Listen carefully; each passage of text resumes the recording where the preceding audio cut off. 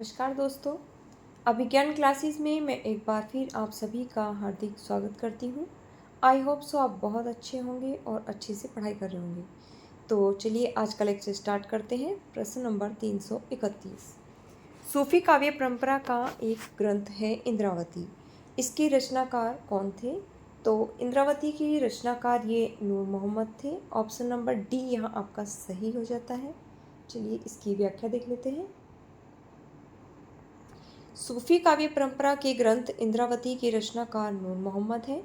इस ग्रंथ में कालिंजर के राजकुंवर और आगमपुर की राजकुमारी इंद्रावती की प्रेम कहानी है। आचार्य रामचंद्र शुक्ल ने नूर मोहम्मद कृत इंद्रावती से सूफी आख्यान काव्यों की अखंडित परंपरा की समाप्ति माना है। इनके द्वारा रचित अन्य ग्रंथ हैं अनुराग बांसुरी, रोस्तुल हकायक इत्यादि। चलिए नेक्स्ट प्रश्न देख लेते हैं। जायसी किस धारा के कवि थे? तो जायसी ये प्रेमाख्यानक काव्य धारा के कवि रहे हैं। ऑप्शन नंबर बी आपका यहाँ सही हो जाता है। चलिए व्याख्या देख लेते हैं। मलिक मोहम्मद जायसी ये प्रेमाख्यानक काव्य धारा के कवि हैं। पद्मावत, अखरावट तथा आखिरी कलाम ये जायसी की प्रमुख काव्य कृतियाँ रही हैं। इनकी सर्वप्रसिद्ध रचना पद्मावत है।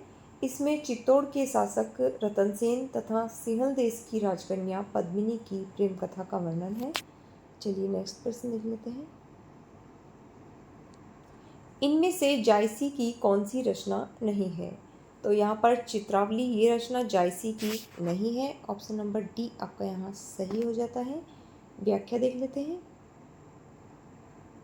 चित्रावली ये सूफी कवि उस्मान की रचना है जो अवधी भाषा में रचित है, जबकि पद्मावत, अखरावट, आखिरी कलाम, चित्ररेखा, कहरानामा, मसलानामा तथा कान्हावत आदि भक्ति काल के निर्गुण धारा के प्रेमाशयी अर्थात सूफी शाखा के प्रमुख कवि मलिक मोहम्मद जायसी की रचना है।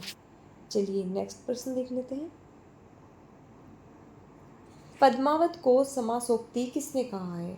तो पद्मावत को समासोक्ति कहने वाले आचार्य रामचंद्र शुक्ल रहे हैं। ऑप्शन नंबर बी आपका यहाँ सही हो जाता है। चलिए व्याख्या देख लेते हैं। पद्मावत को आचार्य रामचंद्र शुक्ल ने समासोक्ति काव्य कहा है, जबकि डॉक्टर शंभुनाथ सिंह ने पद्मावत को प्रतीकात्मक काव्य माना है। नेक्स्ट प्रश्न देख लेते हैं। सूफी प्रेमाख्यानक रचनाओं की भाषा कौन सी रही है? तो सूफी प्रेमाख्यानक रचनाओं की जो भाषा है वो अवधी भाषा रही है। ऑप्शन नंबर ए आपका यहाँ सही हो जाता है। व्याख्या देख लेते हैं। सूफी कवियों ने अपनी प्रेमाख्यानक रचनाओं में अवधी भाषा का प्रयोग किया है। मलिक मोहम्मद जायसी की भाषा अवधी के लोक प्रचलित मुहावरों तथा लोकोक्तियों से युक्त है। जायसी ने पद्मावत में ठेठ ग्रामीण अवधी भाषा का प्रयोग किया है। चलिए नेक्स्ट प्रश्न देख लेते हैं।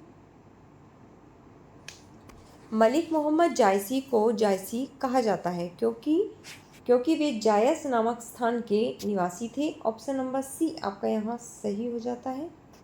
चलिए व्याख्या देख लेते हैं।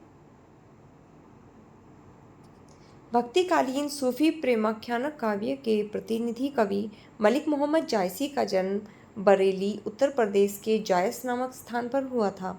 जायस नगर में जन्म लेने के कारण ही ये जायसी कहलाए। जायसी ने खुद अपनी रचना में अपने निवास स्थान का उल्लेख किया है। जायस नगर मोर स्थानु तहाँ आए कवि कीन बखानु। अधिकांश विद्वान जायसी के जन्म स्थान को जायस ही मानते हैं।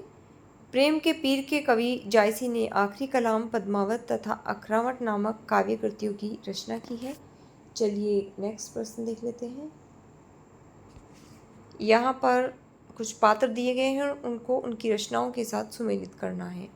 मैना ये चंदायन की पात्र हैं, वहीं ऋतुवर्ण ये सत्यवती कथा, रुक्मणी ये मृगावती, राघव चेतन ये पद्मावत के पात्र रहे हैं। चलिए इनका एक बार सुमेलित रूप, इनका प्रकाशन वर्ष और रचनाकार भी देख लेते हैं। चंदायन जिसका प्रकाशन वर्ष 1379 ईस्वी, इसके रचनाकार मुल्ला दाऊद तथा इसके प्रमुख जो पात्र हैं वो मैना, लोर अर्थात लोरिक और चंदा रहे हैं। वहीं सत्यवती कथा, इसका प्रकाशन वर्ष 1501 ईस्वी, इसके रचनाकार ईश्वरदास तथा इसके पात्र ऋतुवर्ण और सत्यवती रहे हैं। मृगावती, इसका प्रकाशन वर्ष 1501 ईस्वी, इसके रचनाकार कुतुबुन हैं तथा इसके प्रमुख पात्र रुक्मणी और राजकुमार रहे हैं। पद्मावत, इसका प्रकाशन वर्ष 1540 ईस्वी तथा इसकी रचनाकार जायसी। वहीं इसके प्रमुख पात्र हैं राघव चेतन, रतन सेन, पद्मावती, नागमती इत्यादि। हंस जवाहिर, इसका प्रकाशन वर्ष है 1731 ईस्वी, इसके रचनाकार कासिम शाह तथा इसके प्रमुख पात्र हैं हंस जो राजा हैं और जवाहिर ये रानी है। चलिए नेक्स्ट प्रश्न देख लेते हैं। यहाँ पर एक कथन दिया गया है, जायसी के श्रृंगार में मानसिक पक्ष प्रधान है, शारीरिक पक्ष इसमें गौण रहा है। तो ये कथन आपका आचार्य रामचंद्र शुक्ल का है। ऑप्शन नंबर ए आपका यहाँ सही हो जाता है। चलिए नेक्स्ट प्रश्न देख लेते हैं। पद्मावत में पद्मिनी किसका प्रतीक है? तो ये परम सत्ता की प्रतीक है। ऑप्शन नंबर सी आपका यहाँ सही हो जाता है। व्याख्या देख लेते हैं। पद्मावत, जिसका प्रकाशन वर्ष 1540 ईस्वी है, प्रेमाख्यानक परंपरा के प्रसिद्ध कवि मलिक मोहम्मद जायसी की रचना है। यह एक प्रबंध काव्य है। इसके भागों को खंड कहा जाता है तथा इसमें कुल 57 खंड है। यह 2 भागों में विभाजित है, पूर्वार्ध और उत्तरार्ध। इसका पूर्वार्ध ये काल्पनिक है तथा उत्तरार्ध भाग जो है वो ऐतिहासिक रहा है। पद्मावत में पद्मिनी परम सत्ता की प्रतीक है, नागमती दुनिया धंधा अर्थात सांसारिकता, सुआ गुरु का प्रतीक है, राघव ये शैतान का प्रतीक, अलाउद्दीन माया का प्रतीक है। चलिए अंतिम प्रश्न देख लेते हैं।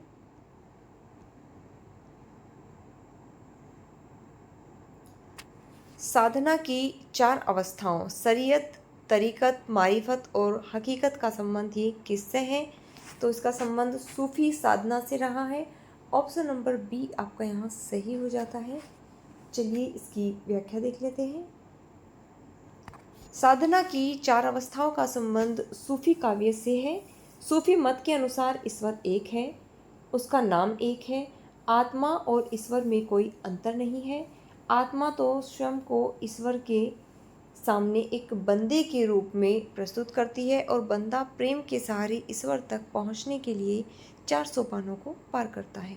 सूफी मत के अनुसार ये 4 सोपान कौन कौन से हैं? शरीयत, तरीकत, हकीकत और मारिफत। तो चलिए दोस्तों, आज का ये लेक्चर यहीं समाप्त करते हैं और अगर आपको प्रयास अच्छा लग रहा है तो इसे लाइक, शेयर और सब्सक्राइब कीजिएगा। Thanks for watching.